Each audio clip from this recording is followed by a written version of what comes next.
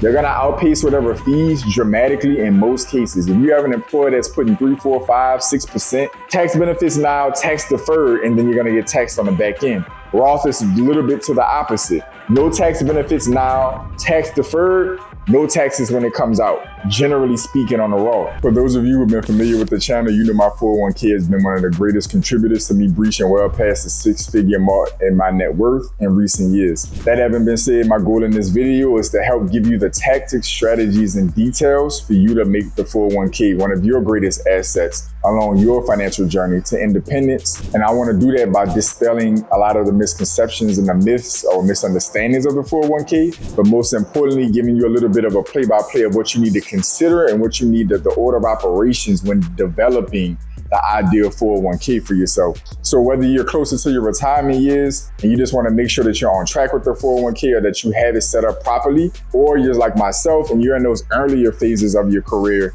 and you're looking to set your 401k up and let it be an effective net worth increase tool and a supplement to your retirement, then you're in the right place with this video. For those of you who don't know, I'm JP, the founder and architect of the channel, 13 plus years in financial services and 11 plus years in retail banking, small business and consumer banking, and private client banking. I've helped consumers and small businesses from their inception financially all the way up to 6-7 figures in net worth or revenue if we're speaking about a business, and sometimes higher. I also have an active FINRA investment license. I have an active mortgage loan originator's license. I have an active state life insurance license, and again, small business certified.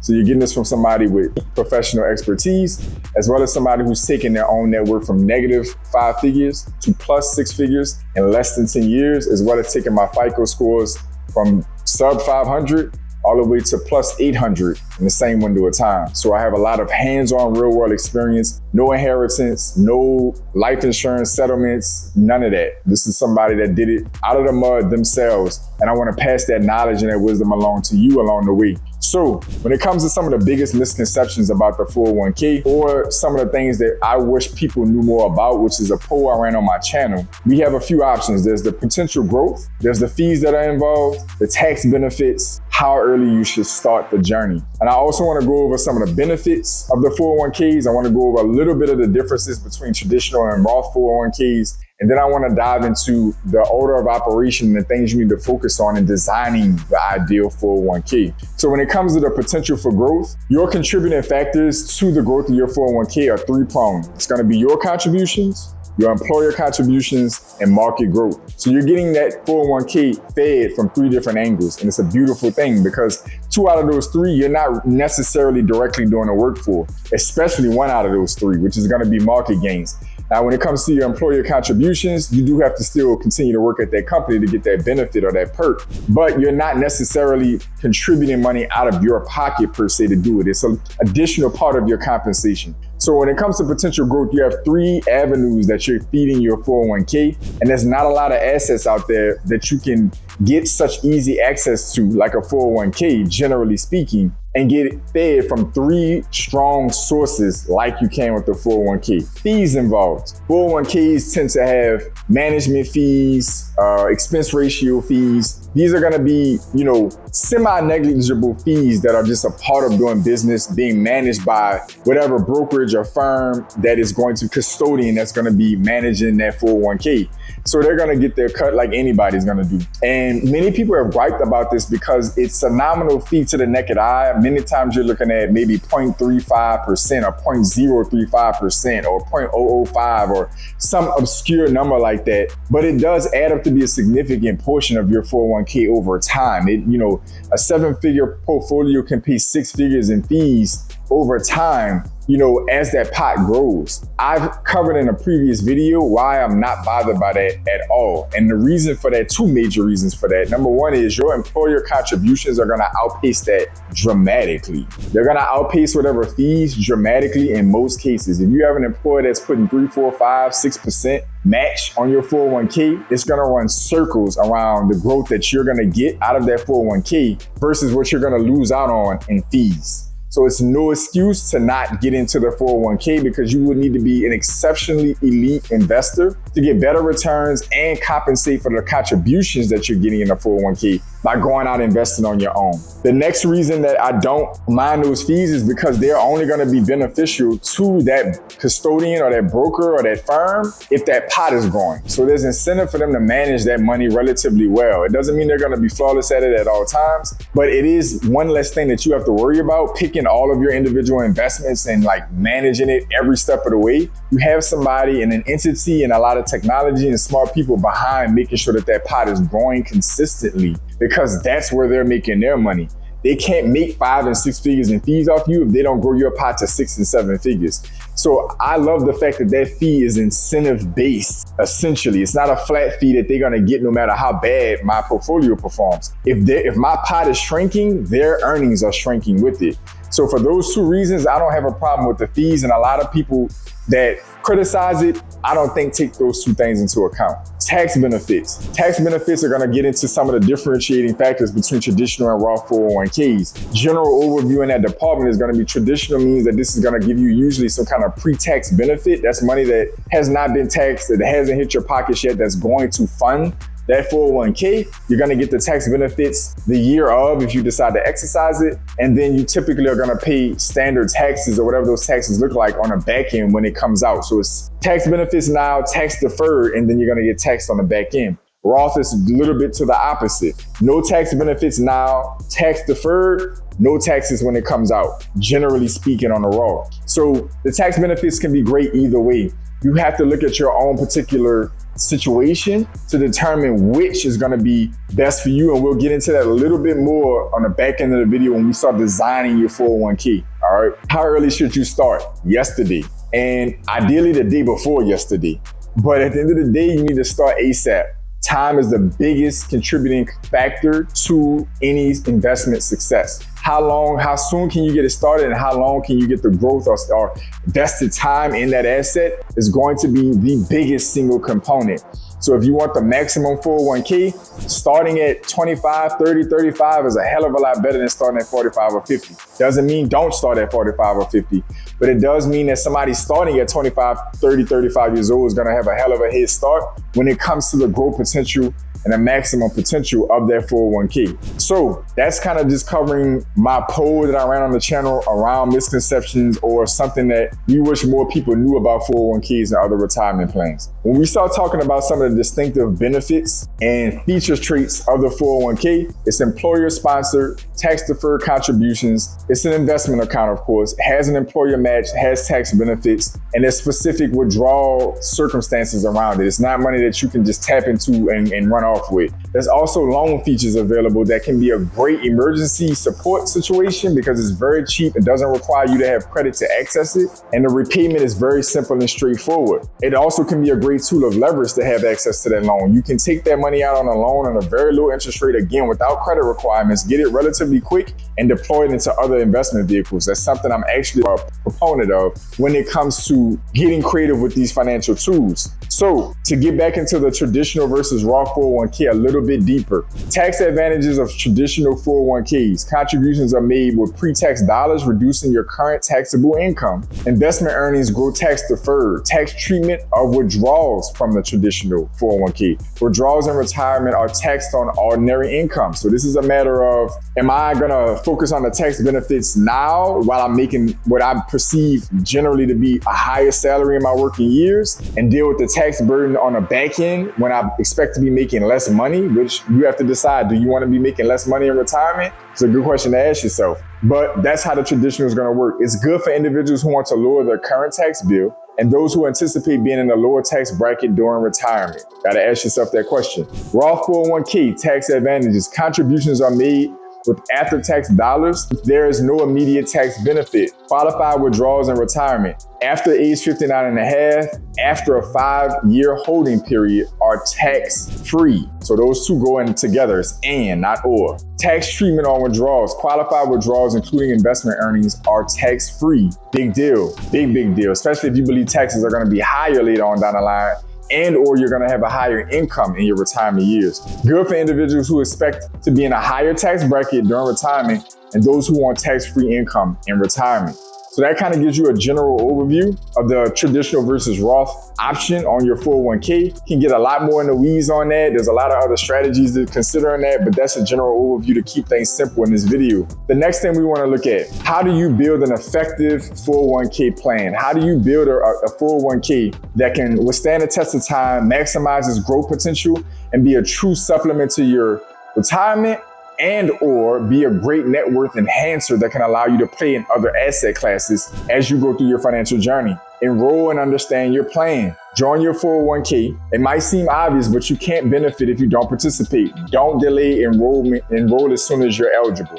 Get your plan documents. This is going to allow you the opportunity to understand the plan, the match, the vesting schedule. Knowing the details like fees are crucial. Traditional versus Roth, understanding the difference between pre-tax and post-tax, and the contributions, and understanding which is going to fit your financial goals and needs in your retirement plans the most effectively. Maximize contributions. This is enormously important. This is going to be aiming for the employer match. In my case, I support beyond. Prioritize contributions at least enough to receive a full employer match, which is essentially free money offered by the company. It's really like additional portion of your compensation package. Free money, however the hell you want to look at it, is money that isn't coming out of your pocket. Increase contributions over time. Aim to save at least 15% of your pre-tax income each year, including the employer match. So that basically means if your employer is matching 5%, then you need to at least be saving 10%. Start with a comfortable percentage and gradually increase it, especially when you get a raise or a bonus. Very smart when you're getting that 1, 2, 3% raise, so just let it go to your 401k and don't even let it even trip into your budget to end up getting spent on food or some expense that you're not even paying attention to. Let it build your net worth. Consider catch-up contributions. If you are 50 or older,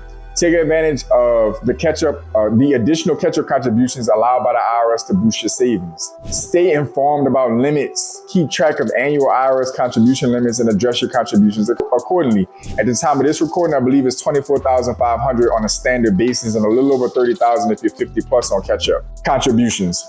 Choose your investments wisely. Understand your investment options. 401ks typically offer a range of investment options, including mutual funds, index funds, and target date funds. Important. Consider your risk tolerance and time horizon. Your investment choices align with your age, risk tolerance, and how many years you have until retirement. Younger investors can generally afford to take on more risk with higher stock allocations, while older investors may prefer a more conservative approach, i.e. bonds and fixed income products. Diversify your portfolio, spread your investments across asset classes, stocks, bonds, etc. to minimize risk. Minimize expense ratios. Choose funds with lower fees, as even small differences can significantly impact your returns over time. Index funds often have lower expense ratios than actively managed funds. Assess performance history. Look at the long-term performance of funds 5 to 10 years in returns, and rather than just recent performance. So look at a broader spectrum of how funds that you're picking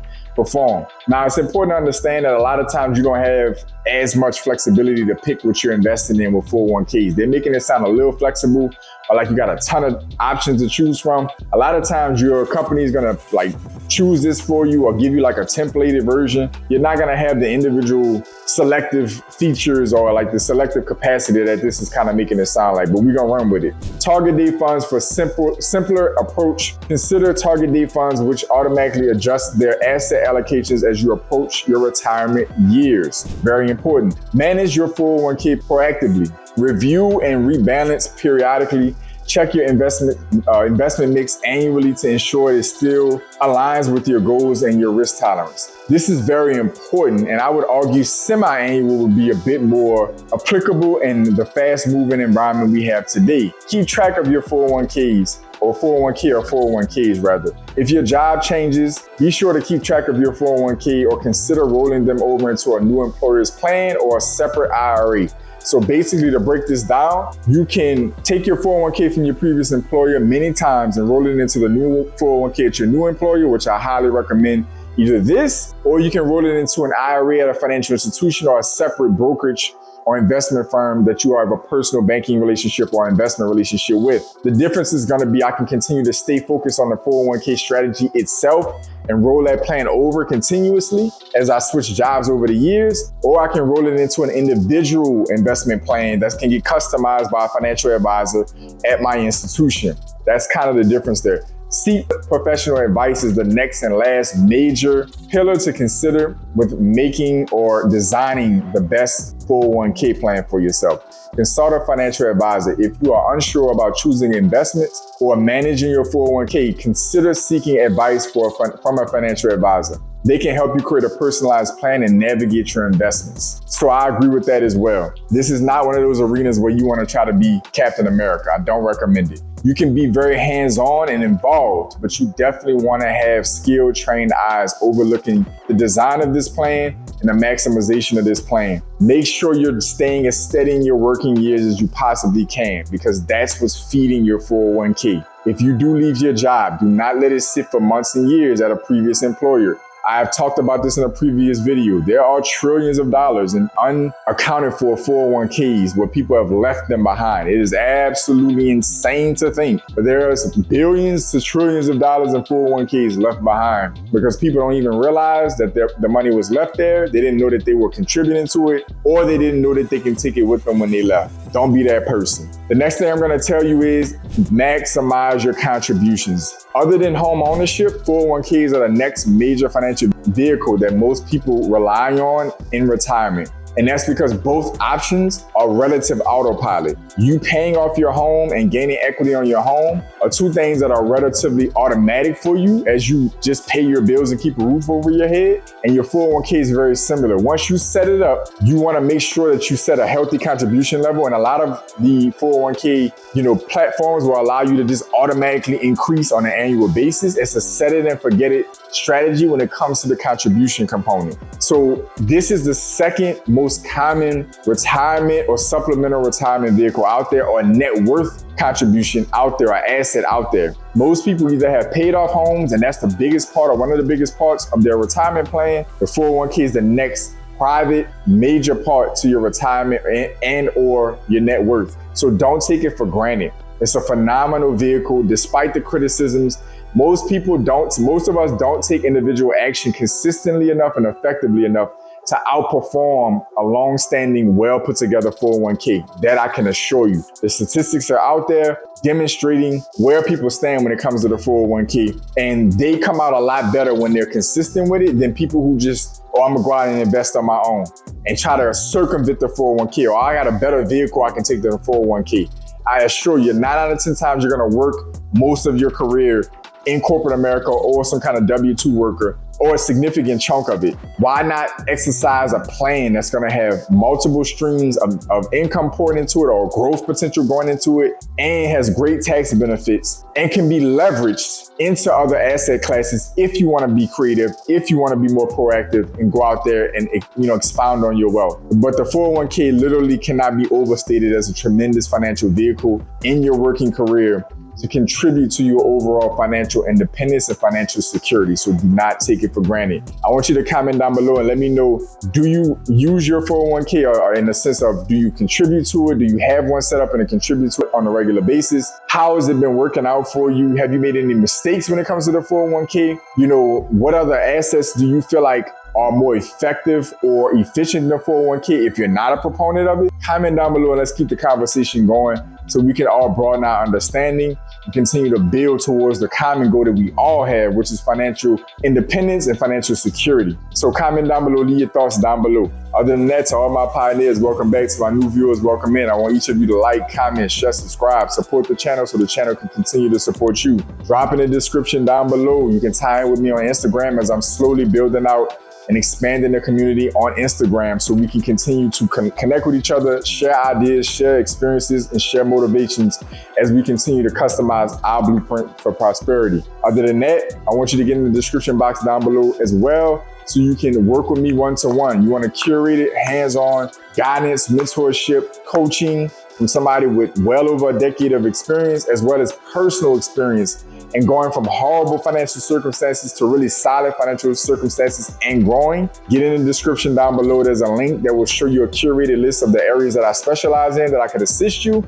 and that you can work with me one-to-one to customize your blueprint for prosperity with a legitimate and genuine individual with hands-on experience and in the field experience. Comment down below, or go in the description down below to tie in with me there. Other than that, I want each and every one of you to stay focused, stay in motion. I'll see y'all soon. This is my blueprint for financial empowerment and self-sufficiency. This is my blueprint for optimal health and body mastery. This is my blueprint for mental, physical, and spiritual momentum. This is my blueprint for prosperity.